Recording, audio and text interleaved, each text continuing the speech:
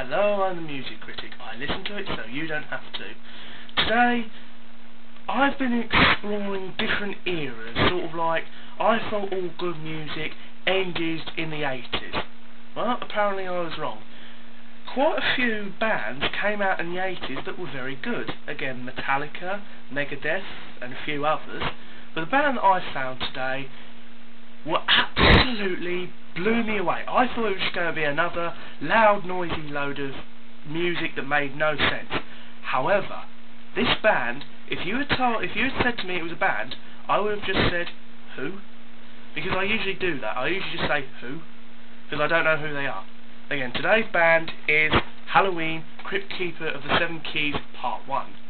Now again, if you had mentioned Helloween, I would have just said, oh, it's in October, isn't it? But no, this is the actual band. Probably the most rememberable track on here is the track that goes on for 13 minutes, and that is, of course, Helloween.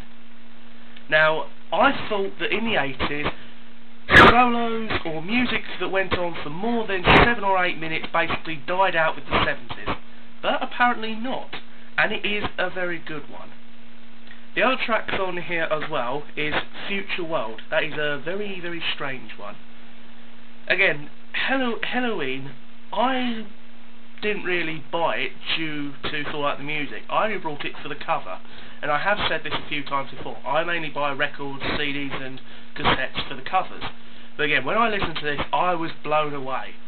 And consider that I still have the live album to listen to.